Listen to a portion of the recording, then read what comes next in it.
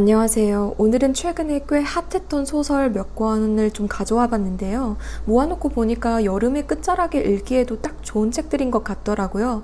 그래서 가을이 찾아오기 전에 얼른 소개해드리고 싶어서 이렇게 카메라를 켰습니다. 첫 번째 소설은 히든 픽처스입니다. 혹시 서점에서 지나가다가 이 책 보신 적 있나요?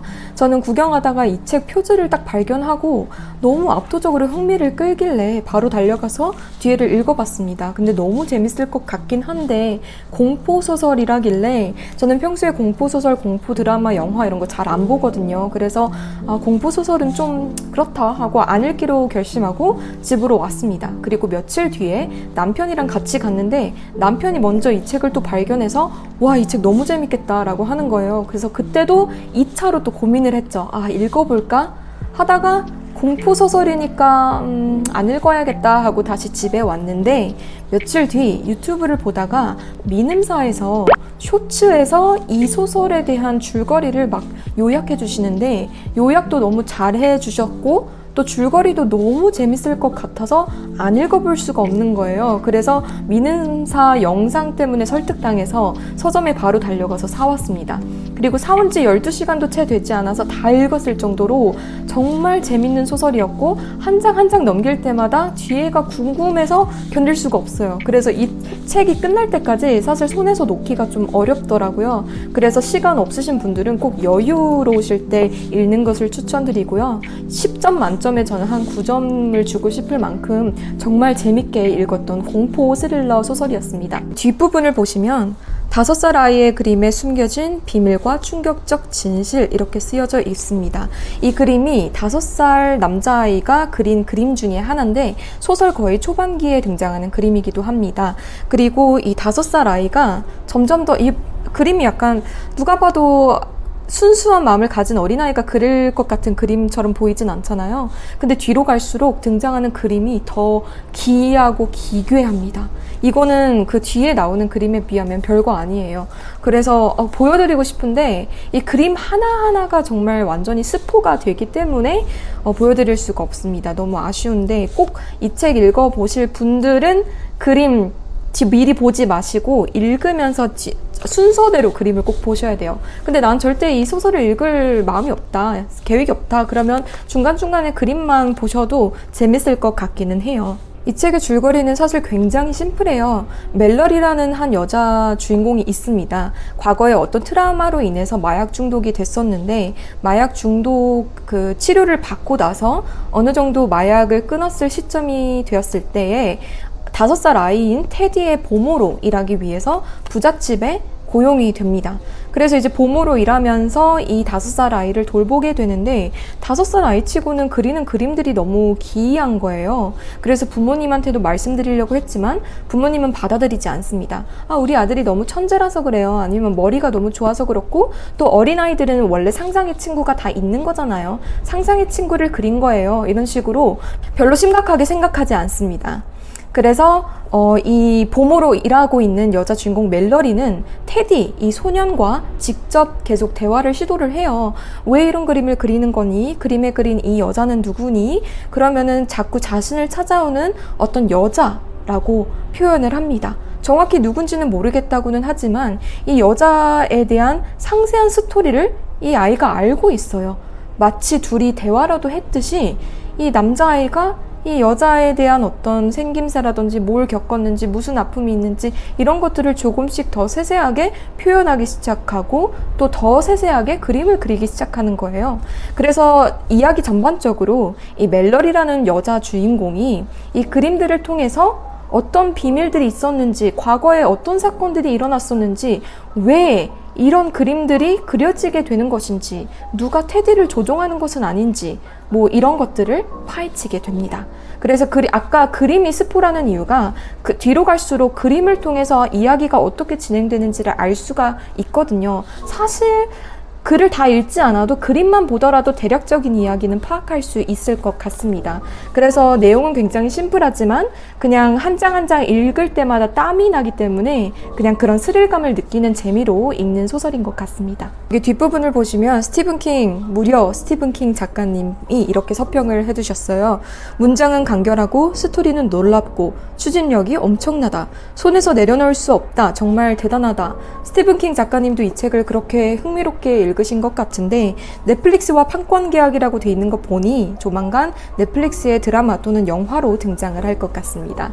그 다음으로 보여드릴 소설은 아이가 없는 집이라는 책인데요. 이 책도 워낙 핫한 소설이라서 많은 분들이 읽으셨거나 또는 표지를 보신 적이 있을 것 같습니다. 이 책 제가 저번에 지난 영상에서 이만큼 읽고 막 너무 재밌어요, 꼭 읽어보세요 막 이렇게 호들갑을 떨었는데 막상 읽어보니 사실 개인적으로는 그렇게 추천해드리고 싶지 않습니다. 말을 바꿔서 죄송해요. 근데 막상 다 읽어보니까 그렇게까지 재밌는 소설은 아니고 사실 좀 지루했어요. 그래서 끝까지 뭐 꾸역꾸역 읽기는 했는데 이제 뒤에 보면은 이렇게 쓰여 있어요. 자고 일어났더니 내 휴대폰에서 시체 사진이 발견됐다. 누가 언제 찍은 사진일까? 설마 내가 한 짓은 아니겠지? 그러니까 자고 일어났는데 내 핸드폰에 시체 사진이 있는 거예요. 근데 기억이 아무것도 안 나. 그래서 내가 살인을 했나? 아니면 누가 살인을 하고 내 폰으로 사진을 찍고 다시 제자리에 돌려놨나? 이런 상황인 거죠. 그래서 너무 재밌겠다라고 해서 읽기 시작했는데 뒤로 가면 갈수록 좀 많이 지루했다. 근데 몇 가지 흥미로웠던 점이 있어요. 일단 첫 번째로는 읽다 보니 우리가 미국 소설, 프랑스 소설, 일본 소설 이렇게 번역된 걸 읽다 보면 그 특유 나라의 감성이나 문화적인 것들이 묻어나 있잖아요. 이 소설도 읽다 보니까 뭔가 미국 소설이나 영국 소설은 아닌 것 같은데 어디 나라 소설이지? 하고 딱 확인을 했더니 스웨덴 소설이더라고요. 스웨덴에서 정말 가장 많이 팔린 범죄 소설 중 하나로 꼽힌대요. 그래서 스웨덴의 약간 문화적인 것들이 살짝살짝 배어 있기는 합니다. 그래서 뭔가 이 소설에서 묻어나는 감성이 약간은 낯설기는 했는데 흥미롭기는 했어요. 그리고 여기 작가명이 알렉스 안도릴이라고 써져 있는데 이게 알렉스 안도릴이 작가님의 딱 이름이 아니라 이 부부로 활동하시는 작가님 둘의 이름을 합쳐서 그냥 활동명이래요. 알렉산드라 코엘료 안도릴, 알렉산드르 안도릴, 이 두 분이 부부신데 이 두 분이 같이 합작하면서 내놓은 필명이라고 해서 저는 그런 필명은 처음 봐서 흥미로웠습니다. 여기 등장하는 형사도 여자 형사거든요. 정정하겠습니다. 형사는 탐정. 여기 등장하는 탐정도 여자 탐정인데 이 여자 탐정이 옛적에 이혼한 전 남편과 함께 사건을 풀어 헤쳐나가요.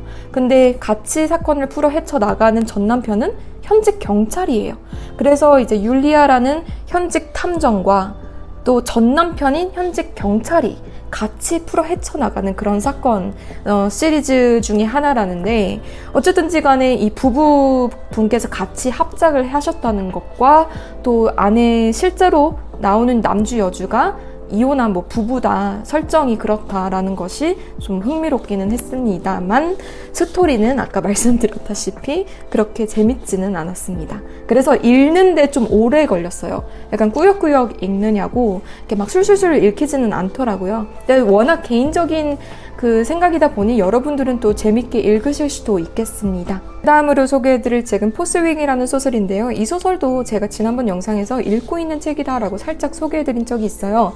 후루룩 정말 다 읽었고요. 두껍잖아요. 하지만 두껍다는 생각이 안 들고 빨리 다음 책을 읽고 싶다라는 기대감밖에 없습니다.